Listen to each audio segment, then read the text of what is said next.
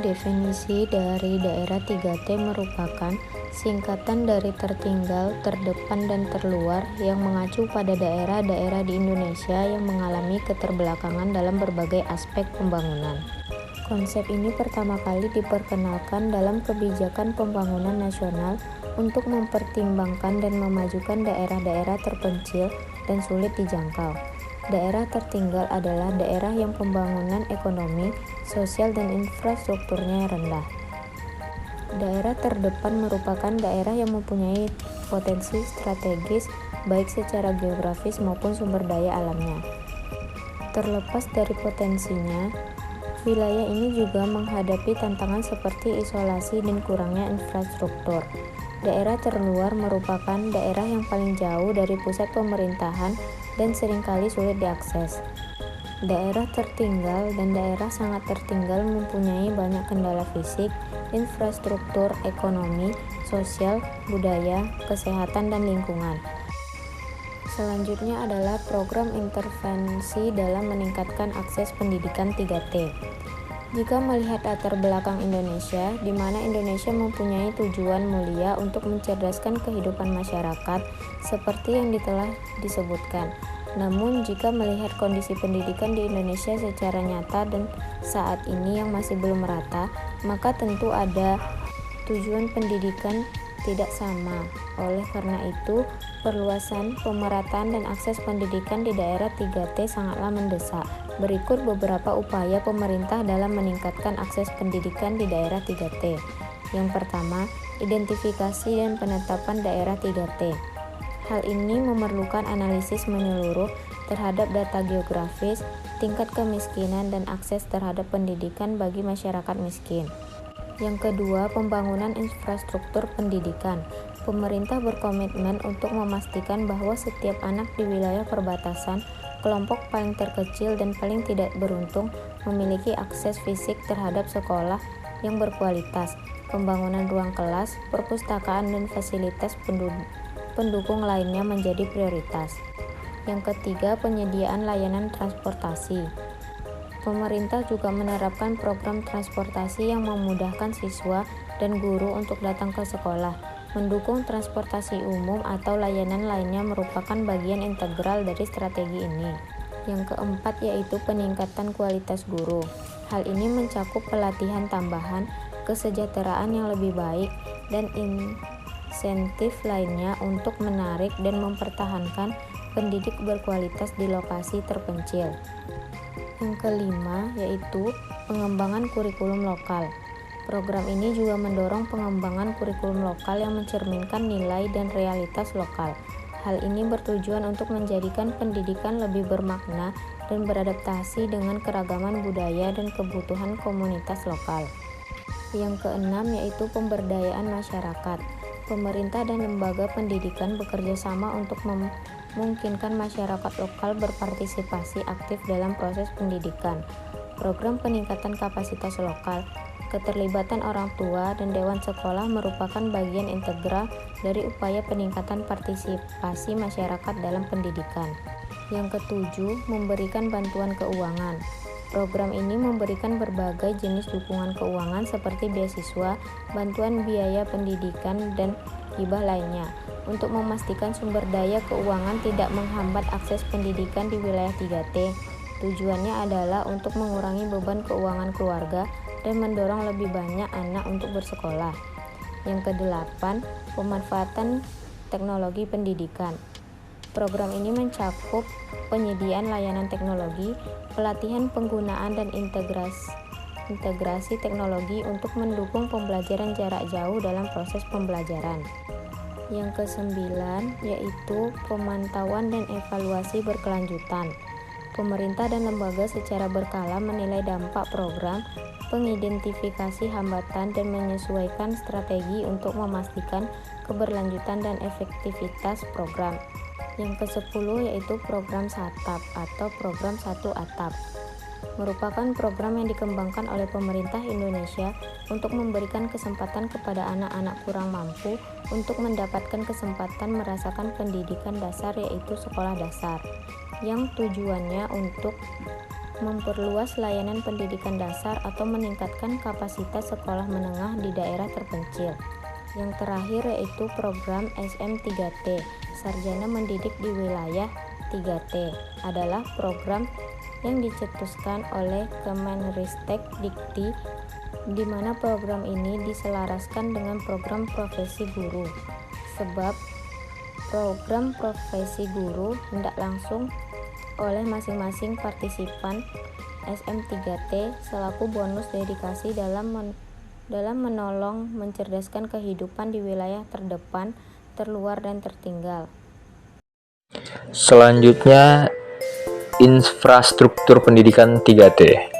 Akses pendidikan bagi masyarakat 3T terpencil, terluar, dan tertinggal dalam memenuhi infrastruktur pendidikan bisa menjadi tantangan. Diperlukan investasi dalam pembangunan sekolah, pengadaan buku dan peralatan pendidikan, serta pelatihan guru untuk memastikan kualitas pendidikan yang merata bagi seluruh masyarakat, termasuk yang tinggal di daerah 3T. Infrastruktur pendidikan bagi masyarakat meliputi pembangunan sekolah yang mudah diakses, transportasi memadai untuk mengakses sekolah, serta penyediaan sumber daya pendidikan seperti buku, peralatan pelajaran, dan teknologi pendukung. Selanjutnya, pemberdayaan masyarakat 3T. Di daerah masyarakat 3T, kesadaran akan pentingnya sekolah bagi anak masih rendah. Pemikiran mereka sangat sederhana, yaitu sebatas hidup untuk makan dan keluarga. Pekerjaan yang ditekuni tergolong hanya memanfaatkan hasil alam dan sederhana, salah satunya pada masyarakat Dayak yang mana penduduknya dominan bekerja di bidang pertanian.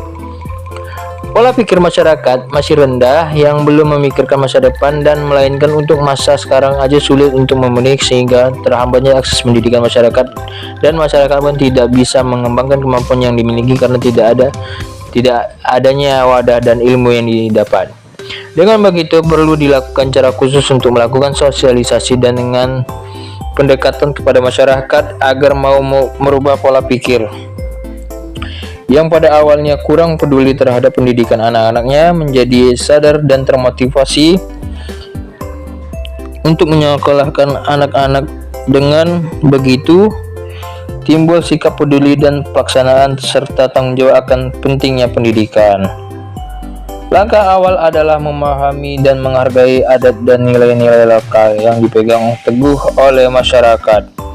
Kemudian kita bisa menggunakan pendekatan yang sensitif secara budaya dan kontekstual dalam menyampaikan pendidikan dengan memadukan unsur-unsur tradisional dan yang relevan dengan kehidupan sehari-hari mereka. Adapun tujuan seorang pendidik non-formal mungkin ingin memberikan pendidikan di daerah masih memegang adat dan menolak modernisasi bisa bervariasi. Beberapa alasan yang mungkin termasuk: 1. Mempertahankan dan melestarikan warisan budaya. Mereka mungkin percaya bahwa adat dan tradisi lokal memiliki nilai penting dan harus dilestarikan. Dengan memberikan pendidikan di daerah tersebut, mereka dapat membantu melestarikan identitas budaya dan nilai-nilai tradisional. Yang kedua, memperkuat hubungan dengan komunitas. Dengan berinvestasi dalam pendidikan di daerah yang memegang adat, serta seorang pendidik non-formal dan membangun hubungan yang lebih kuat dengan komunitas lokal. Ini dapat memungkinkan mereka untuk lebih efektif membantu dalam pembangunan komunitas dan memberikan dukungan pendidikan yang relevan dengan kebutuhan lokal. Yang keempat, membangun kemandirian lokal. Dengan memberikan pendidikan yang relevan dan bermanfaat bagi komunitas yang memegang adat, pendidikan non-formal dapat membantu dan membangun kemandirian lokal. Ini dapat meliputi pembangunan keterampilan lokal, pemberdayaan ekonomi, dan dukungan dalam memperkuat struktur sosial tradisional. Dan semua ini menunjukkan bahwa pendidikan non-formal yang memiliki untuk bekerja di daerah yang memegang adat dan menolak modernisasi mungkin memiliki motivasi yang beragam, tetapi pada intinya mereka berkomitmen untuk mendukung keberlanjutan budaya dan kesejahteraan komunitas lokal. Selanjutnya, tantangan dan solusi akses pendidikan masyarakat 3T. Nah, program akses pendidikan 3T merupakan upaya pemerintah untuk meningkatkan akses pendidikan di daerah terpencil, perbatasan, dan pedalaman. Meskipun program ini telah dibuat dirancang dengan baik, ada beberapa masalah yang dapat muncul saat diimplementasikan. Berikut beberapa tantangan atau permasalahan tersebut serta solusinya. 1. Terbatasnya infrastruktur pendidikan. Maksud di sini, fasilitas pendidikan yang kurang memadai dapat mempengaruhi kualitas dan aksesibilitas pendidikan tersebut. Solusi dari permasalahan ini adalah dengan peningkatan infrastruktur seperti investasi besar diperlukan untuk membangun dan memberikan fasilitas pendidikan yang baik, seperti pembangunan sekolah baru, memperbaiki gedung-gedung sekolah yang sudah ada, dan menyediakan fasilitas pendukung seperti perpustakaan atau aula. Yang kedua, keterbatasan sumber daya manusia. Maksud permasalahan di sini adalah kurangnya jumlah guru atau tenaga pendidik yang berkualifikasi dan terbatasnya pelatihan dapat menjadi kendala serius. Solusinya adalah meningkatkan kualitas dan jumlah tenaga pendidik di era 3T dengan pengembangan pendidikan bagi masyarakat lokal. Yang ketiga, permasalahan aksesibilitas. Maksud di sini adalah masyarakat 3T mungkin mengalami kesulitan dalam mengalami akses pendidikan dikarenakan faktor geografis, ekonomi, serta sosial. Solusi dari permasalahan ini adalah pemerintah harus memastikan bahwa sekolah-sekolah tersebut memiliki akses transportasi yang mudah, murah, dan gampang digapai seperti bus sekolah. Nah, pemerintah juga dapat menyediakan program bantuan beasiswa bagi siswa yang tidak mampu. Yang keempat, permasalahan pengembangan kurikulum. Maksud permasalahan di sini adalah kurikulum pendidikan harus memenuhi kebutuhan lokal dan memenuhi konteks khusus di daerah 3T. Solusinya yaitu pemerintah harus menyediakan pendidikan yang lebih sesuai dengan kebutuhan lokal, termasuk pendidikan etnopedagogi yang mengintegrasikan kearifan lokal dalam pendidikan. Selanjutnya ada evaluasi dan pemantauan. Salah satu langkah penting dalam menilai pendidikan efektivitas program akses pendidikan 3T adalah evaluasi dan pemantauan. Nah, ada beberapa aspek yang penting untuk memastikan bahwa program itu berjalan dengan baik dan memiliki aspek positif. Salah satunya evaluasi program yang harus berfokus pada pencapaian tujuan pendidikan. 2. Pemantauan berkala terhadap performa guru dan pengajaran. 3. Pengelolaan dan distribusi sumber daya. 4. Memantau infrastruktur pendidikan. Selanjutnya aspek inklusif yang harus dipertimbangkan saat menilai dan memantau akses pendidikan 3T. Nah, program akses pendidikan 3T dapat terus diperbarui dan disesuaikan untuk memenuhi kebutuhan masyarakat dan mencapai dampak positif yang maksimal dengan menerapkan mekanisme evaluasi dan pemantauan yang menyeluruh.